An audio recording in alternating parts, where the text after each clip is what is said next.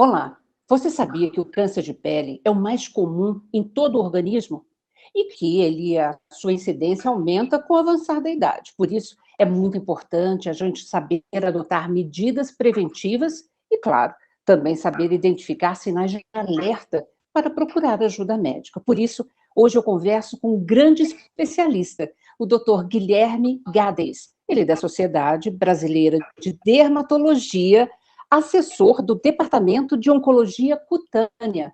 Super bem-vindo, doutor Guilherme. Olá, é um prazer. Então, o senhor poderia começar explicando para o nosso telespectador quais são os principais tipos de câncer de pele? Inicialmente, eu acho fundamental, né, esse ponto que foi tocado na questão de ser o câncer mais comum dentre todos os tipos de câncer. Acho que essa é uma informação que nem todos têm, então isso reforça a necessidade de ficarmos sempre alertas. Existem vários tipos de câncer de pele. Os mais comuns são os carcinomas, que são, sem dúvida, os mais frequentes, e aí eu encaixaria principalmente carcinoma basocelular e carcinoma espinocelular, e os melanomas, que a gente tanto ouve falar, mas que são bem menos frequentes que os carcinomas, porém muito mais agressivos. Por isso, né, nós ouvimos tanto falar dos melanomas. E os melanomas é o tal do... Qual que é a diferença? Melanoma e câncer de pele não melanoma, que a gente também acaba ouvindo falar, né? O câncer de pele não melanoma enquadra diversos cânceres, mas sem dúvida os mais comuns são esses que eu citei, o basocelular e o espinocelular. E esses são cânceres que se manifestam normalmente como aquela feridinha que não cicatriza, uma lesão mais avermelhada, uma lesão que sangra facilmente. Já o melanoma, na maior parte dos casos, eles são aquelas manchinhas escuras, né? Então, uma pintinha que modificou, uma lesão que parece uma pinta, mas tem um aspecto um pouco diferente das outras. Isso tudo são sinais para o melanoma. Doutor Guilherme, eu ia fazer justamente essa pergunta ao senhor. Quais são os sinais de alerta em geral que a gente tem que estar muito atento? É uma pinta que muda? Dá para o senhor explicar melhor isso para a gente? Os carcinomas, né, que são cânceres de pele não melanoma, na maioria das vezes eles são lesões avermelhadas, né? Às vezes parece uma feridinha, mas que não cicatriza. Então, se você tem aquela feridinha e passam meses e a lesão está lá, né, isso não é normal. Uma ferida normal deveria ter cicatrizado. Então, isso sem dúvida deve ser um sinal de alerta para câncer de pele. Lesões que sangram ao mínimo toque. Às vezes, né, você vai enxugar o rosto, percebe que tem um local na face que sempre sangra. Isso, sem dúvida, é um sinal de alerta. E existem também aquelas lesões mais escuras, pigmentadas, que nos preocupam para melanoma, para aquele câncer agressivo que eu comentei. Então, quando você vê uma pinta que sofreu uma modificação, né, isso preocupa, ou mesmo uma lesão pigmentada que parece uma pinta, mas é muito diferente das outras, algum sintoma em lesão pigmentada, né, mudança de cor, de formato, aumento de tamanho, sem dúvida são todos sinais de alerta.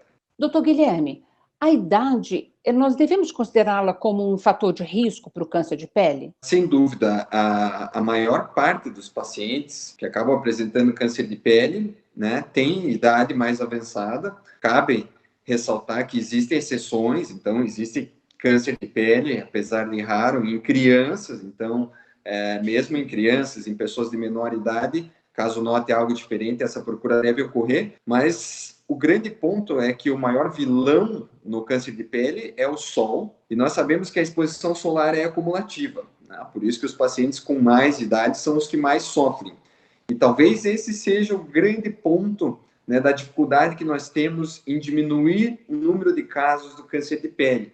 Porque quando a pessoa está se expondo e está causando dano que vai gerar o câncer de pele, muitas vezes não é naquele momento, sequer nos próximos meses ou anos, que ela vai ter o problema. Por isso que ela não valoriza tanto esse cuidado com o sol e o problema acaba vindo lá na frente. Mas, ou seja, se é acumulativo, então, se eu tomo sol desde criança, jovem, adulto, sem proteção, isso está aumentando muito o risco de eu ter câncer de pele depois de uma certa idade, depois dos 50, 60 anos? Sem dúvida, o cuidado tem que começar na infância e isso deve ser carregado por toda a vida. E nós percebemos hoje que essa orientação desde a infância faz com que a pessoa se adapte, de certa forma, a esses cuidados, ao uso regular do protetor solar, e é isso que vai fazer a diferença lá na frente. Tem alguma predisposição para que duas pessoas não tomam muito sol e não se protegem durante a vida? Uma vai tem mais chance de desenvolver câncer ou não? Quais os fatores, em geral, causais, né?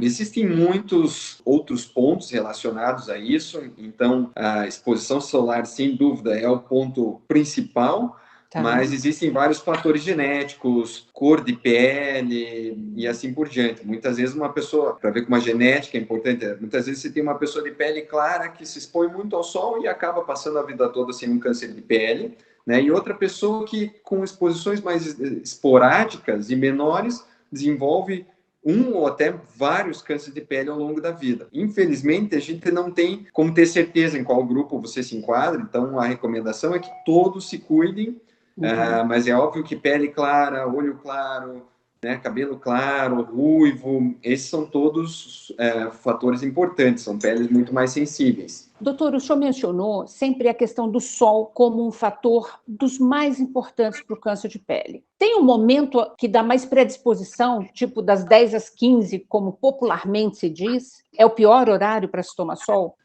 Isso faz sentido porque esse horário ali, vamos dizer, meio-dia, é o pico da radiação ultravioleta B.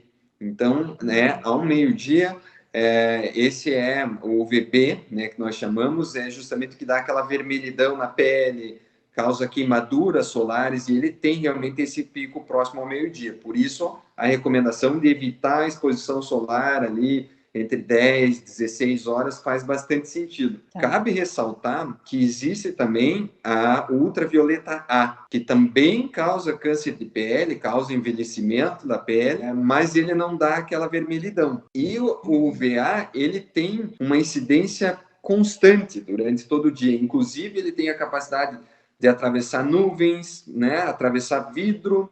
Então, ele é aquele inimigo invisível mesmo. Por isso que, apesar desse cuidado muito relacionado ao UVB, o ideal é que o cuidado seja constante. Mesmo num dia nublado, você deve usar protetor solar. Se você trabalha muito próximo a uma janela, mas que acaba tendo incidência solar, você não vai ficar vermelho, porque o ultravioleta B vai ser bloqueado pelo vidro, mas o dano solar do ultravioleta A está ocorrendo. Então, o ideal seria também usar protetor nessas situações e assim por diante. Uau, que informação interessante essa, que nos sirva de alerta mesmo, né? Agora, eu vou fazer uma pergunta chata, né? Que várias pessoas me mandaram aqui. É exatamente no horário das 10 às 15, das 10 às 16, que também se recomenda que a gente tome sol para processar a tal da vitamina D, que é tão importante para a nossa vida. Então, qual que é a orientação de vocês da Sociedade Brasileira de Dermatologia?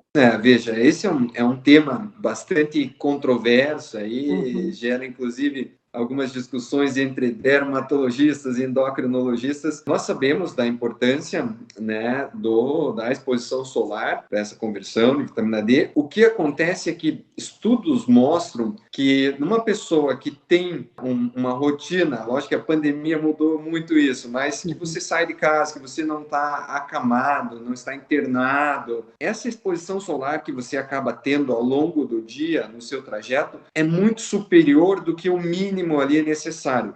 Então, mesmo com o uso de protetor solar, que diminui, né, a ação da radiação ultravioleta B ali, você acaba se expondo muito mais e aquilo seria o suficiente. Então, de uma regra, de uma forma em geral, não há indicação das pessoas ficarem se expondo pensando nisso, né? A não ser em casos pontuais, em que a pessoa tem mesmo uma deficiência de vitamina D, aí tudo deve ser pesado. Vai depender um pouco do risco, né? Se for um paciente de alto risco para câncer de pele, que já teve vários casos de câncer de pele, tem um histórico familiar, né? Talvez seja mais fácil para esse paciente fazer uma reposição oral, né, de vitamina D. Se é um paciente que não tem esses outros fatores de risco, talvez fazer exposições bem curtas, né, no horário do almoço, que acaba sendo melhor mesmo para ultravioleta B. Então, não é uma resposta tão simples, mas eu acho que o grande conceito, ou a ideia que tem que ficar, é que as pessoas não precisam ficar se expondo excessivamente pensando em vitamina D. O sol, né, do nosso descer, ir até a padaria, dar uma volta na quadra, entrar no carro, sair, já acaba sendo a exposição suficiente. Perfeito. A gente já continua conversando, tá bom? Vou fazer um rápido intervalo. E você não sai daí não, a gente volta já já.